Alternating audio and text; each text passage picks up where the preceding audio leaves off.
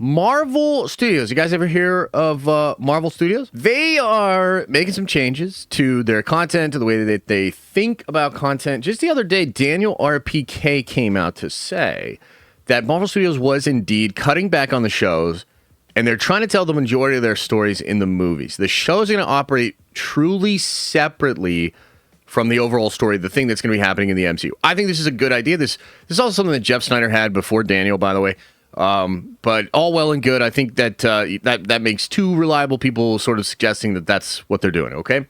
However, like most things over at Marvel, the process has already started, right? I mean, it's kind of like, I think one of the reasons that Marvel technically started to know some things were going wrong in Phase 4, but wasn't really able to pivot until basically now, is because it is somewhat of a machine, right? They are a machine. They're like constantly building, and they were building way too much just a year ago. And, you know, that's kind of what the story of 2025, just releasing all that stuff and hopefully pivoting into a new direction. But there were still projects. I think these are the two most famous ones that were technically in some stage of production for the last few years, meaning they've been in production for a bad period of time. So it is possible that not all the lessons were learned. The true pivot had not been done. And so therefore, these two shows in particular have been conceptualized at a time that now we're thinking, okay, maybe we don't want to do the shows like this anymore. So last night, this report comes out here. It says Marvel Studios is reportedly deciding whether to make Strange Academy and Nova as movies or Disney Plus shows, and this is coming from Daniel as well. And, you know, a lot of that stuff I just told you, it's all just to kind of inform that this does make sense. It would make sense that this decision is happening considering all the other stuff that's been reported that we've talked about. So I guess the question then becomes, and I got some notes here. Let me grab my notebook, you know. The question, I guess, would be, well, what should they do, right? Marvel's trying to figure it out, but I'll tell you from my perspective, I think, particularly when it comes to Nova, right? Like maybe Nova is an easier one to figure out. I think it so obviously has to be a movie. I think for a number of different reasons. And I kind of have some similar thoughts actually about Strange Academy. But Nova, it's just so obvious, okay? I think if you make Nova as a show, it's going to be too limited. It kind of reminds me of what they're doing currently right now with the Lantern show, which I'm still excited for, and I still think it's going to be really great. But the Lantern show is not going to tackle some of the grand cosmic scale that you would think would be with a Green Lantern show. I think it is specifically set in the Midwest to tie it a little bit more to the terrestrial Green Lanterns, to the lore of the DCU on Earth, and also to build that up aesthetically through a Western vibe, is not as much crazy sci-fi. Think a little bit of cowboys and aliens, right? So that's kind of the vibe that they're doing with that. And I think that would just not work with the Nova Corps because two main things. Green Lantern and DCU has the benefit of being the new thing. And so we're inherently interested, and I would argue more interested in all the upcoming DCU projects because we're like, what is this world? How does this piece fit into it? There's a bit of a freshness to that, a novelty to that experience, right? Marvel's in a completely different position. Marvel's almost like fighting against their own reputation that's really been tarnished over the last couple of years. And I think especially with Disney Plus, this reputation is like, this is lesser than, it's not going to be as good. You know, all of that I think still lingers over Disney Plus. And that's not the case with like HBO Max or whatever they're doing with the Lantern show. So I think if they just go the regular Disney Plus route here, there's going to be some drawbacks just kind of caked in. And they're suggesting that they're not going to spend these crazy budgets anymore, right?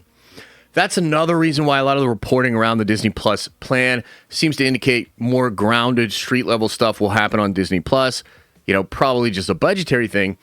And I don't think you could do a proper Nova show without a budget, especially if they want to do Annihilus. And that's the other thing. You know, the early plot leaks, the rumors around the show would be that it would be Richard Rider with a bunch of young Nova Corps as they encountered out in space Annihilus, the Annihilation Wave, some truly incredible, crazy cosmic stuff, and also horrific stuff. Really, really interesting stuff. So I don't think you could do that well on a Disney Plus budget. I think they need to make it a film. And I think by making it a film, you allow the project to have proper budget, proper time, visual effects, big, grandiose scale. But I think you also allow other characters to pop up. So this is an element that not a lot of people are focusing on. But in Jeff's report, he had suggested in the initial report that you weren't going to get big characters in the shows anymore. And instead, they would cross over more in the films, right? So that's probably an easier thing to figure out with the talent. This is like a lesser reported aspect of this whole situation, but I would guarantee that there's contractual problems with movie actors and TV actors and how that works even within Marvel Studios. I think you've seen examples of how that can work out in a negative way. I think if you just make it all cameos and film appearances, it's a lot more clean for the talent, probably a lot better. So I think Nova should be a movie. It should be great, big in scale. It should have other A-list Marvel characters. Because here's another thing. Nobody knows Nova. I mean, we know Nova here, but normies, no. They don't understand Nova. They don't know who Richard Rider is. Richard Rider is not enough to lean on for a film. So if they're, maybe thinking, well, we could make it a movie, but Nova maybe isn't A-list, B-list, they're absolutely right. I would add some other characters, right? I would add in some other characters. Maybe you add Thor in. Maybe you add the Guardians of the Galaxy.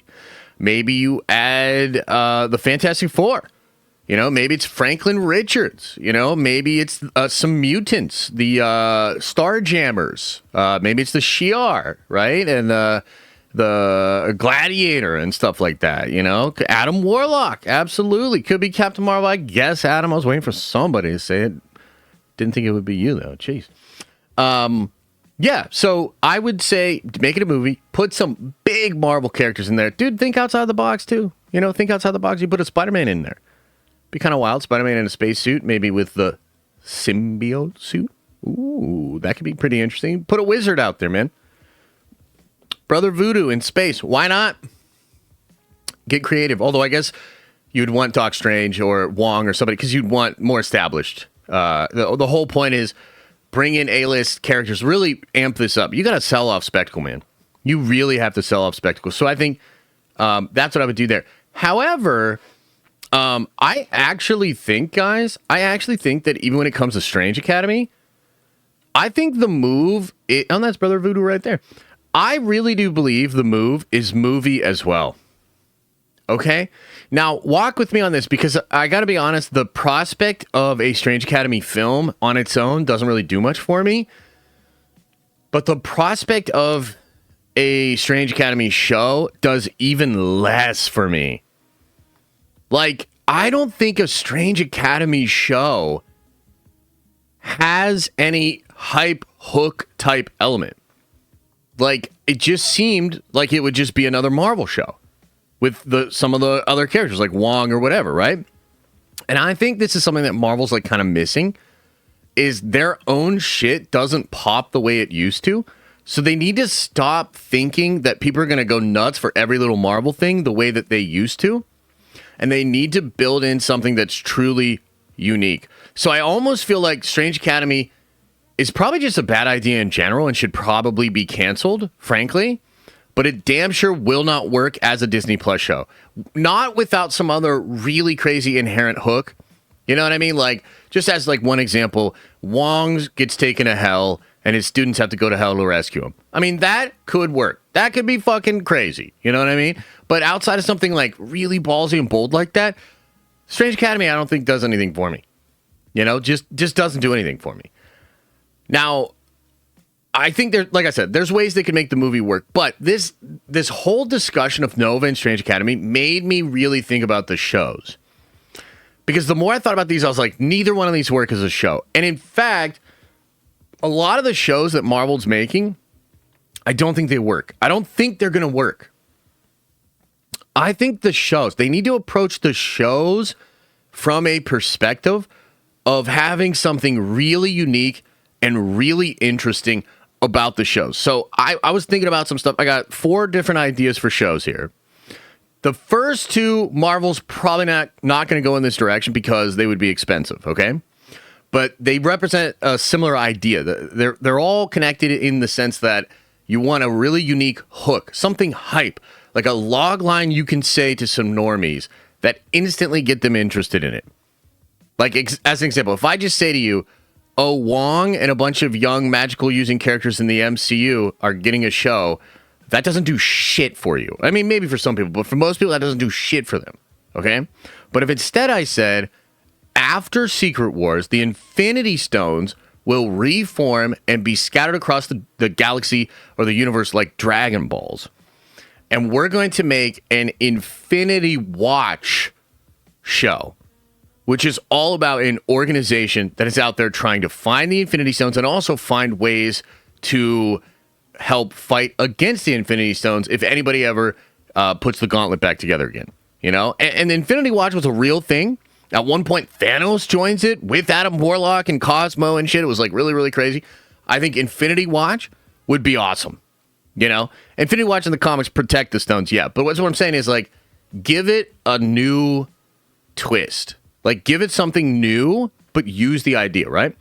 The other one, I've talked about this a lot before, but Exiles. I think Exiles would still be a cool television show. You could even make it, like, more street level, although it's multiversal in its essence, so it's probably going to work off more spectacle. Maybe that has to be a movie or something. But that's what I mean, is, like, both of those ideas are... They have, like, a hook and a hype that is not... Oh, this is just the new Marvel show with these characters, this version of a Marvel show. Like, I don't think that works. Here's one I thought of that would be really cool. What if they made a Sleepwalker show? Okay? Now, Sleepwalker is kind of like a good version of Nightmare. He exists in the Mindscape, or when he goes into his form, he exists in the Mindscape. He fights against other, fear lords like Nightmare, but can also fight against, like, the manifestation of other people's fear and shit like that. And so... I think a Sleepwalker show that existed a lot in the Mindscape. I was thinking of some Legion vibes, you know, because they go into the astral plane quite a bit in Legion, and it's very visually interesting. I think that... So that's an example of a super obscure character. Like, nobody really knows who Sleepwalker is. However, the concept itself, and if you tap into a little bit of, like, Inception vibes on a show with a Marvel character, I think that's like a hook. Like, that would be a reason to watch the show outside of it being the new Marvel show.